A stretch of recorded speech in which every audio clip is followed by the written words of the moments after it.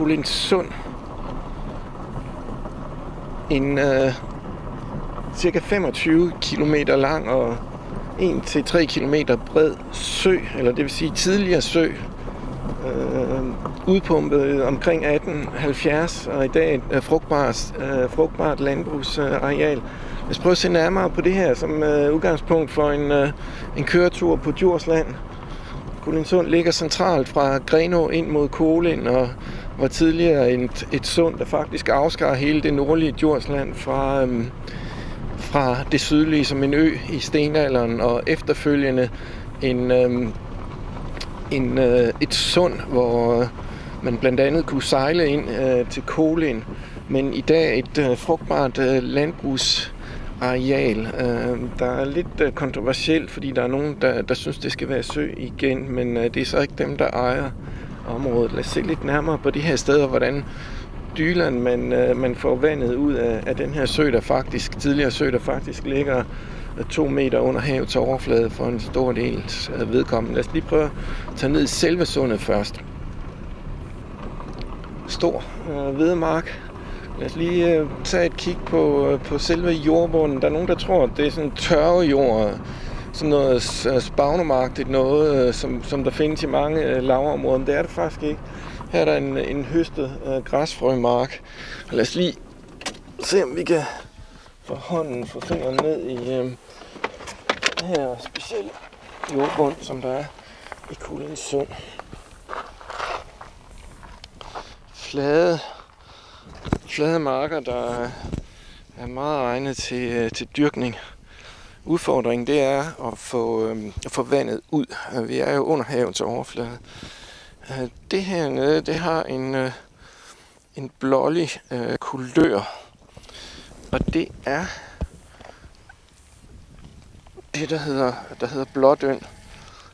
Ler praktisk taget, eller ikke fuldstændig, faktisk silt, altså det vil sige en lidt grovere kornstørrelse, iblandet marine muslingeskaller her. Det er gammel havbund. Nogle steder er silten her brun, og så hedder det brundøn i modsætning til det her blådøn. Men altså et meget, meget stort mineralindhold, og har været utroligt frugtbar jord. Lad os prøve at tage ned til Fannerup pumpestation, en af de store pumpestationer, der hiver vandet ud af området her. Hvis det ikke skete kontinuerligt ved pumpning, så vil jeg stå med hovedet under vandet nu, for jeg er nok en 1,80 til 2 meter under havets overflade. Lad os drøne ned til Fannerup pumpestation, som ligger en 5-6 kilometer ned ad den her vej.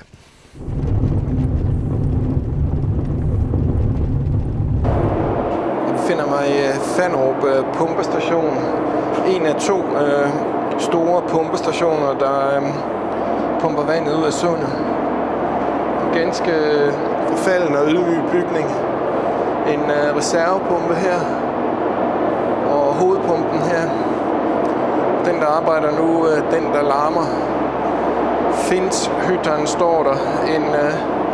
En gammel pumpe, som tilsyneladende er blevet forsynet med en intern mere kompakt pumpe end oprindeligt. I den her, der har sin pumpe her, og så sin pumpemotor deroppe. Alt det vand, halvdelen af det vand, der bliver pumpet ud af sundet, går gennem det her rør. Og det pudsige, det er, at kraften, den energi, der bliver forbrugt til at holde de her pumper kørende, faktisk kun er 240 hestekræfter ifølge det, der står på pumpen, svarende til, hvad en stor bilmotor yder som max. Her kan vi se et kort over Kolindsund. Et gammelt kort fra 1886, som pænt svarer til hvordan tingene er i dag. Inddelt i nydelige parceller, sluttende ved Grenaa og Enslev her, og snorene sig gennem det centrale Djursland fra Kolind. Kendetegnende er, at der er 2 kanaler, som afskærer de omkringliggende åer. Nordkanalen her og Sydkanalen her. Og så inde i midten er der en midterkanal, som går op til pumpestationen i Fannerup, hvor vi befinder os nu. Det her midterkanalen. Og det samme er tilfældet ved Enslev, hvor der er en midterkanal, der går op til pumpestationen i Enslev. Sådan er det. Nu står vi altså ved den ene af pumpestationerne, som er den i Fannerup. Her er vi så ved en af de to oprindelige motorer, og der kan man se på specifikationerne, at det faktisk kun er nævnte 240 hestekræfter, der bliver anvendt til at pumpe vandet ud af det her 25 km lange og 1-3 km brede område. Jeg prøver lige at gå ud og se, hvordan selve pumpestationen ser ud udefra. Rent arkitektonisk er det egentlig sådan et lidt sjovt industrielt byggeri, som vi kan tage et view over til sidst. Lige hernede, der kommer vandet ud. Drøner op fra 5 meter og 10, hvor det starter og løber ud i den ene afskærende kanal, Nordkanalen her, altså en pumpehøjde på 5 meter og 10. Fuld sus på 240 hestekræfter, der sørger for at løfte vandet 5 meter. Altså, lige tage et kig på selve bygningen her. Det er sådan et funktionelt industrielt beton- og murstensbyggeri. Og så hvis vi går hen på den her side, så kan vi komme ned ad trappen til midterkanalen. Den kanal, som henter vandet op fra det centrale Kolindsund via et fint masket netværk af drænrør og grøfter, der leder ud i den kanal her, som fører vandet ind i pumpestationen, som vi har her, den bygning, jeg lige var inde i, hvor pumperne står. Jeg var over skinnet og gå hen langs den her beton søjle. Og der kan man måske ane dernede, at vandet strømmer ind til pumpen. Sådan er det. Og der er en fuldstændig tilsvarende pumpestation i Enslev. Nøje kopi. 2 stykker pumpestationer plus en lille bitte en, som ikke er værd at tage med her over i den sydlige del. Og en Archimedes pumpe midt ude i sundet, som også er ubetydeligt rent vandmæssigt i forhold til det her.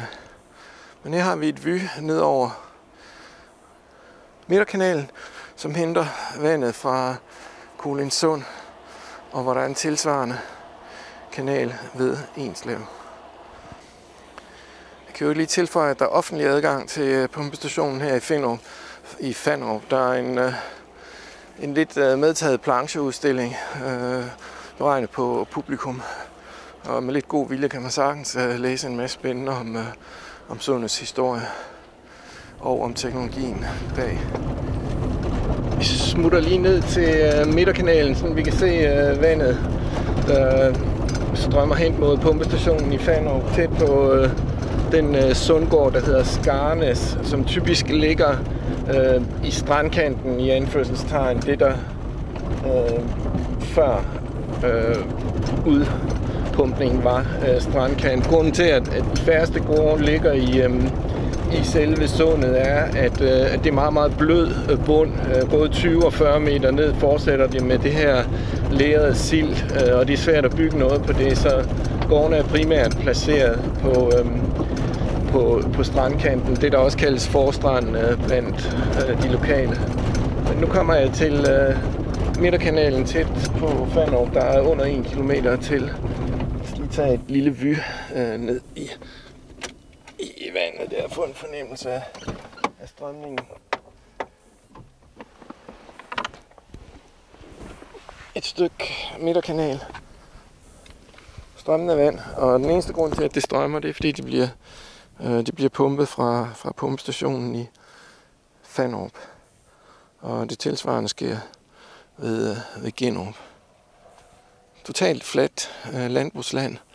Alle de her marker, de har i intervaller på en 30-40-50 meter nedgravet drænrør, der leder vandet ud i grøfter, og så det sidste ud i midterkanalen her. Stort arbejde. Nogle af grøfterne er også lagt i rør, så det er ikke noget, man ser, men det er zigzagget på kryds og tværs af drænrør. Og det er indsatsen værd, fordi det er meget frugtbar og sikker landbrugsjord, forstået på den måde, enten det er tørke eller ikke tørke, jamen så yder markerne rigtig godt. Det er hvedejord i vidt omfang. Midt i høsttiden her, den 19. august. Det her, det er Nordkanalen, den nordre landkanal, som den hedder. Den nordlige afskæringskanal, der afskærer de åer og bække, der ellers vil løbe ned i Kolindsund fra at fylde sundet med vand. Her er udløbet til Ørum Å, der i 1800-tallet løb ned i søen, men som nu løber ned i Nordkanalen, der har udløb ved Grenaa. Og det samme gør sig gældende for den Sønderkanal, eller Sydkanalen, der også afskærer vandet. Og naturligvis også sørge for, at det vand, der bliver pumpet op fra pumpestationerne i Fannerup, hvor jeg befinder mig nu, og i Enslev, nogle kilometer tættere på Grenaa, at det vand, der bliver pumpet op, også har et sted at løbe hen. Det løber op i Nordkanalen, som så drøner ud til Grenaa. Men Ørum Ås udløb i Nordkanalen lige her. Et ganske udmærket fiskevand, det her i øvrigt. Nyhøstet mark her, hvor bigballerne er ved at blive kørt ind. Jeg befinder mig i den østlige del af Kolindsund, hvor det er Enslev pumpestation, der står for at hive vandet ud af sundet op i Nordkanalen. Og det der er her, det er en Archimedes-pumpe, som er sådan en ekstra pumpe, der er koblet på for at give vandet i midterkanalen et ekstra løft, før det bliver sendt ud i pumperne ved Enslev. Man kan se, at der er en ret fin dybde her på en 1,5-2 meter. Og det betyder, at markerne ved siden af bliver veldrænet. Der er et fald fra grøfterne ned. Og det skyldes alt sammen det pumpeløft, der er her i denne Archimedes pumpe. Man kan se, at der er lidt rust på den. Det er faktisk en snegl, en roterende skrue, der skruer vandet op i det centrale bassin, man måske lige kan skimte. Og så løfter det op, hvad bliver det? Jamen, i størrelsesorden lidt under 1 meter til kanalen her, som så går over i pumpestationen i Enslev, som man måske kan skimte ude i billedet. Jeg tager lige et smut forbi den lige om lidt. Men det der, principielt er interessant ved denne pumpe, om inden den ser gammel ud, så kan jeg ikke huske den fra 20, 30, 40 år siden. Det kan godt være, at der altid har været sådan en pumpe her. Men hvis der ikke altid har været det, og den er kommet behovsbestemt senere, så kunne det være en indikator for, at Kolindsund her faktisk synker, sådan at det er nødvendigt med ekstra pumpekraft. Der er en forening, der synes, det kunne være vældig sjovt at lave en sø her i stedet for landbrugsareal. Og et af problemerne er, at foreningen ikke er ejer af jorden, så de synes, det kunne være fint, hvis staten eksproprierede områder og lavede det til en sø, men altså, det er privat ejendom, og der er noget, der hedder matrikelvæsen i Danmark, og der er et eller andet med, at man ikke må tage andre folks ejendom, hvis man synes, det er sjovt, og man bliver puttet i fængsel, hvis man gør det alligevel. Så det skulle være et eller andet med at få staten til at synes, at det vil den, men det er der hidtil ikke rigtig præcedens for i Danmark, at staten bare kan nappe tingene efter for godt befindende. Fordi det er et eller andet med smag og behag. Altså, nogen vil hellere have en sø end noget landbrugsjord, men altså der er det, der hedder skøde på ejendom. Og det er netop for at sikre, at folk, der ikke ejer jord, finder på sjove ting med andre folks jord, såsom at de vil disponere over den, råde over den, eventuelt nappe den. Så det bliver gæt herfra næppe til noget, at den her forening får at lokke staten til at snuppe den her landbrugsjord, men man skal selvfølgelig aldrig sige aldrig. Men det, der så ligger i det, det er, jamen, hvad så hvis processen sker af naturlig vej? Hvis Kolindsund synker så meget, at det til sidst ikke er muligt at afvande. Og man kan sige, hvis den her pumpe er kommet til som i kraft af, at jorden såkaldt er brændt sammen, jamen så tyder det på, at sundet måske alligevel vil blive omdannet til en sø. For så vil det ikke kunne lade sig gøre at pumpe søen tom. Men argumentet imod, det er faktisk her. Det er mineralrig jord, som ikke brænder sammen, ligesom tørrejord gør det. Så der er næppe noget om snakken af vurderingen herfra. De her pumper, de har eksisteret her i de sidste siden 30'erne. Altså det vil sige over en menneskealder. Fanrup og Enslev pumpestation, der er ikke ændret en tøddel på dem, og de pumper stadigvæk vand ud af Kolindsund. Men lad os for den skyld lige tage ned omkring pumpestationen i Enslev, en tro kopi af pumpestationen i Fanrup, og så lad os se på, hvad der så ellers sker med vandet på vej mod havet.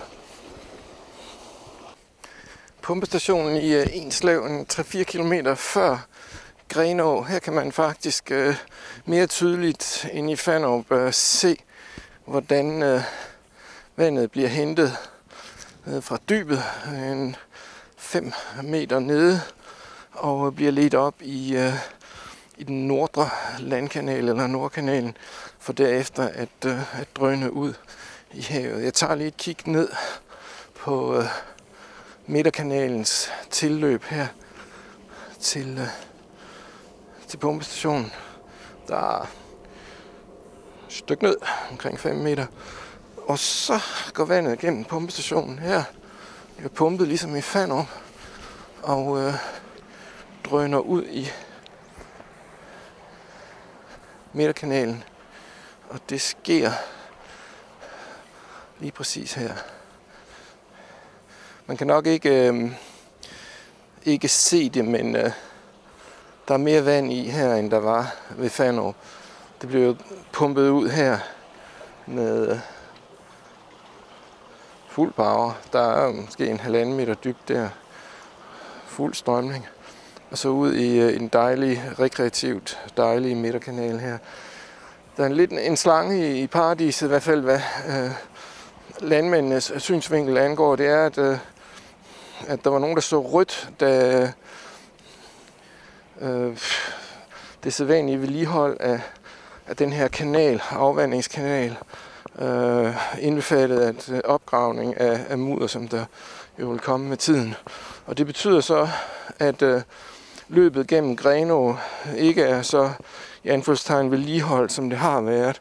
Og det kan altså have konsekvenser for, hvor effektivt vandet bliver ledt bort fra sundet, specielt i regnfugleperioder.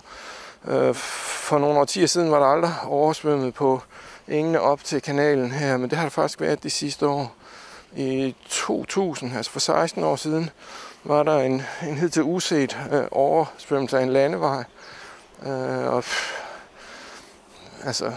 det kan simpelthen skyldes, at de her afvandingskanaler, den her afvandingså ikke bliver gravet op og vedligeholdt så godt som tidligere. I gamle dage var det noget med hvert 7. eller 10. år, at den gravemaskine simpelthen havde fat her ned i åen der og smide mudder op på den modsatte side af denne såkaldte dæmning, som jeg går på nu. En dæmning, altså det vil sige, det er opgrav, dengang den her kanal blev etableret, som bevidst er lagt på som en dæmning ned mod Kolindsund. Vejen er lavet til, at der kan køre en tung gravemaskine og uddybe åen, og så smide det ned til siden her. Og det indebærer blandt andet fældning af træer, og noget af det, man hvis nok så rødt på grund af, var, at lige pludselig synes man, der var noget bundliv og så videre, som det vil være synd at grave op. Men sådan har det faktisk alle dage været, og der har været en klar funktion i det at holde de her kanaler så åbne som muligt, så man har kunne få vandet ud, så det ikke har oversvømmet. På et tidspunkt var der en vinter, meget regnfuld vinter, hvor vandet var tæt på kanten her. Og det vil jo langt fra være godt, hvis man ligesom fik hollandske digebrudsstilstande, hvor der er et overflow, der eroderede dæmningen, og så vandet strømmede ned i sundet. Det vil koste en masse penge at reetablere det, hvis det for alvor gik galt. Så opgravningen har altid været en del af vedligeholdelsen af det her kanalsystem, som jo samtidig også er at betragte måske som et å-system, mere end en funktionel kanal til, bygget udelukkende til, og med det formål at holde Kolindsund-systemet kørende som landbrugsareal og ikke som sø og som sumpområde. Her har vi Nordkanalen igen tæt på pumpestationen. Jeg ved ikke, om man kan give et billede af, at det ligesom går nedad. Altså vi har en kanal heroppe, og så går det nedad her, og det kan man nok ikke se på billederne. Men der er et fald på omkring 2 meter, i og med at det centrale Kolindsund ligger 2 meter under havets overflade. Måske 2,5 meter, fordi at selve kanalen, som vi har her, er måske en 30-40 cm over havets overflade, fordi der skal være et udløb, altså vandet skal kunne strømme ud til havet. Lad os prøve at smutte videre i vores odyssé omkring Kolindsund. Udkanten af Grenaa by, hvor den sydlige afvandingskanal, som er her, mødes med den nordlige afvandingskanal, som er her, og bliver til et samlet løb, som løber en 2-3 kilometer den vej og ud i havet gennem Grenaa. Man kan se, at det her løb, det nordlige, er betydeligt mere vandrigt end det sydlige. Og det skyldes, at der er 2 pumpestationer, der er hævet vand i. I den sydkanalen her er der måske en halve eller mindre af samme vandmasse. Men altså 2 afgrænsningskanaler, der sørger for at afgrænse åer fra at løbe ned i Kolindsund, og som er kanaler for de 2 pumpestationers udpumpning af vandet fra Kolindsund. Noget af det specielle var, at da man regnede på det her i 1870'erne omkring udpumpning af søen, jamen der gjorde man meget logisk det, at man så på den regnmængde, der ville falde i Kolindsund, og så dimensionerede man pumperne efter det, altså regnmængde per kvadratkilometer. Og det viser sig faktisk, at den faktiske regnmængde var i hvert fald dobbelt så stor, simpelthen fordi, at vandet fra bakkerne ude omkring løb under de her kanaler og kom op som kildevæld midt ude i Kolindsund. Så det var en streg i regningen, der gjorde, at der var problemer med afvandingen i nogle årtier. Og det hjalp så med elektrificeringen, hvor man fik elektriske pumper ind i stedet for de damp- og vinddrevne pumper, der ellers havde sørget for udpumpningen af Kolindsund. Lad os lige tage et smut ned til havet og se, hvor alt det her vand faktisk havner henne. Her ved Kattegat-centret i det østlige Grenaa løber alt vandet ud i havet. Man kan se, at åen er blevet bred. Åen eller kanalen, eller hvad man vil kalde det. En fin strømning i også. Og den er så selvfølgelig i havet her. Og forudsætningen for, at det kan ske rimelig fornuftigt, det er, at havet ikke stiger. Der er langt under 1 meters fald fra Kolin, hvor det hele starter, en 25 km ind i landet, til havet her. Og vand, det løber som bekendt nedad. Hvis havet stiger, så kan der opstå problemer. De oversvømmelser, der er, skal man ikke tilskrive havstigninger. Hvis der kommer klimaændringer, der forårsager, at isen på polerne smelter i så stort omfang, at vandet løber ned i havet og får det til at stige, så er det noget, der vil ske hen over de næste årtier, og de første 50 år sker der formentlig ikke noget i forhold til udløbet af kanalen her. Men altså på sigt, så vil der være et problem ved højvand, så vil vandet ikke kunne løbe ud i starten, og hvis det stiger rigtig meget, så vil det slet ikke kunne løbe ud, så skal det enten pumpes ud, eller også skal man opgive projektet og gøre Kolindsund til sø igen. Men den problemstilling skal man ikke blande sammen med mangel på vedligehold af de kanaler, altså mangel på at sikre et frit gennemløb af vandet fra sundet gennem kanaler, der simpelthen ikke er gravet op, sådan at der er tilpas bredt og dybde til, at vandet kan blive afløbt. Men her løber det ud i havet. Lad os lige prøve at slutte med at se op ved Kolien, hvor det hele det starter, hvor Nord- og Sydkanalen bliver splittet ud fra at være den lille å til et par separate kanaler, der omkranser Kolindsund. Og så kan vi da også lige tage et kig på, hvordan store dele af Kolindsund måske ville have set ud, hvis området ikke var drænet, hvis det var i sin oprindelige form. Vi skal se lidt på et område lige nord for, der måske kunne være sådan, som dele af Kolindsund ville se ud, hvis man stoppede pumperne i Enslev og Fannerup. Her ved lidt uden for byen Kolind, cirka 25 km inde i landet fra Grenaa, starter Kolindsund. Forstået på den måde, at en enkelt bred, men meget, meget stillestående å kommer ned derude, og Nordkanalen er gravet den ene vej, som er den her vej, den nordre afgrænsningskanal, og hvis man så kigger den anden vej, så står jeg ved en forgrening her, hvor den sydlige kanal løber den her vej, den sydlige afgrænsningskanal. Alt inden for de her to kanaler er drænet ved de to pumpestationer i Fannerup. Der er der en udrænet, lavtliggende mark, sump, og det er der også til den anden side.